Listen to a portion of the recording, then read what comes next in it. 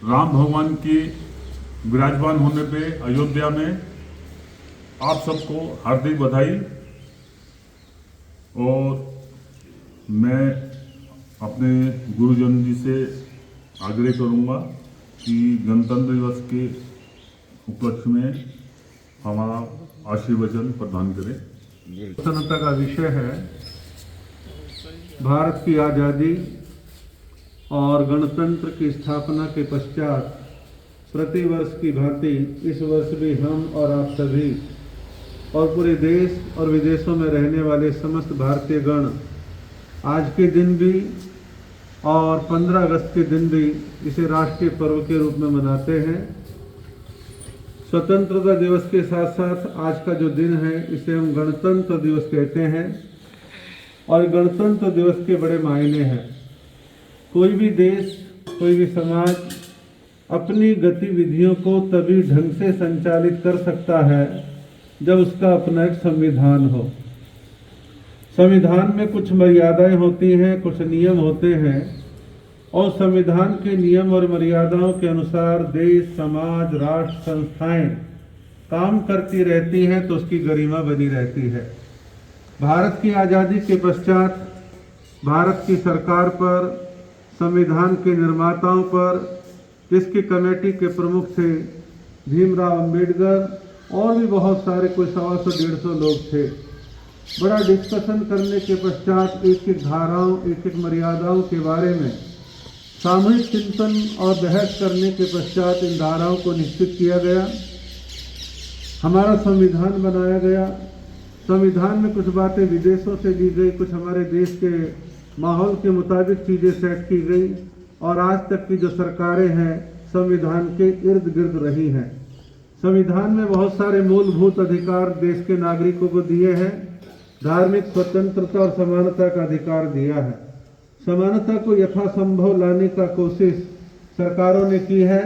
महिला और पुरुषों में समानता हो, ऊंची और निम्न और नीची जातियों में समानता हो, विभिन्न प्रकार की कैटेगरियां हैं, वो ठीक है, लेकिन उसके बावजूद भी भारत का संविधान तो सबको समानता का अधिकार देता है।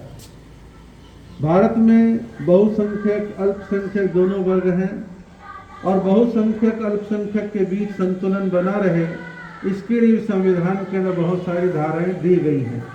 संविधान तो इतना संपूर्ण है कि उसमें प्राणी मात्र के प्राणों की रक्षा और अधिकारों की बात की गई है।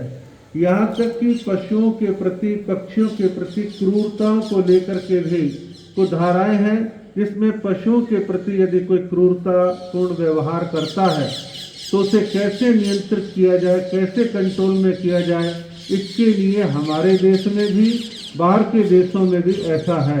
कल मैं पढ़ रहा था अमेरिका के किसी एक शहर के अंदर एक जवान लड़की विभिन्न पशु पक्षियों को क्रूरतापूर्ण तरीके से मारती थी और उसके वीडियो बनाती थी। वीडियो बनाकर के सोशल मीडिया पर डालती थी ताकि मुझे ज़्यादा से ज़्यादा लाइक्स मिले, लोग देखें उसको, और परिणाम यह है कि उसके खिलाफ कंप्लेंट की गई और उसको वहाँ की सरकार ने सजा दी। ऐसे हमारे देश में मनुष्य के अधिकारों की रक्षा के साथ साथ प्राणी मात्र की रक्षा की बात, पर्यावरण संतुलन की बात और जाति पाति के भेद को समाप्त करने की बात हमारा संविधान करता है। संविधान की रक्षा करने का दायित्व जो है कई लोगों का है, आम नागरिकों का तो है ही है, लेकिन हमारे देश में जो जनप्रतिनिधि हैं, MP, MLA, उनका भी कर्तव्य बनता है और हमारे कोर्टों का, हाई कोर्ट, सुप्रीम कोर्ट, ये सब का कर्तव्य बनता है कि हम अपने संविधानों की संरक्षा कर सकें और इसके प्रति हमें सचेत होना चाहिए। और हर नागरिक को अपने जीवन काल के अंदर कभी ना कभी, एक बार 2 बार भारत के संविधान को आदि से अंत तक जो है जरूर पढ़ना चाहिए। बातें बहुत सारी कही जा सकती हैं, लेकिन आज के इस अवसर पर मैं आपको भारतीय गणतंत्र की स्थापना की 75वीं वर्षगांठ की, जिसे हम डायमंड जुबली कह सकते हैं, अमृत महोत्सव कह सकते हैं, उसकी मैं आप सबको बहुत बहुत हार्दिक शुभकामनाएं देता हूं।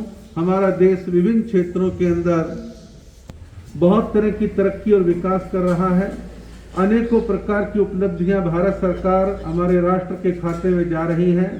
चाहे देश विदेश की बात हो, कला और संस्कृति की बात हो, साहित्य की बात हो, कला जगत की बात हो, अनेक क्षेत्रों के अंदर हमारा देश तरक्की कर रहा है। हमारी सेनाएं सशक्त हो रही हैं, हमारी अर्थव्यवस्था सशक्त हो रही है, लेकिन और भी हमारे को बहुत सारे कर्तव्य करने शेष बाकी हैं।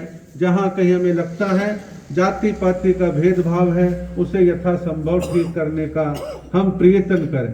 और सुधार की प्रक्रिया एक व्यक्ति से शुरू होती है। हर व्यक्ति सुधरेगा तो राष्ट्र सुधरेगा, और राष्ट्र सुधरेगा तो हम एक मजबूत ताकत बनकर के उभरेंगे। और भारत ने हमेशा अपनी ताकत का मिसयूज नहीं किया है, कभी भी नहीं किया है। भारत का तो हमेशा एक सोच रहा है कि हम अपने देश की रक्षा जरूर करेंगे, लेकिन दूसरे देश में घुसने का प्रयत्न नहीं करेंगे।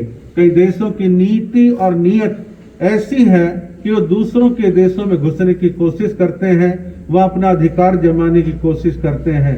भारत की ताकत अपने आप के लिए वरदान है, विश्व के लिए वरदान है, और आज भारत की ताकत को पूरा विश्व महसूस कर रहा है।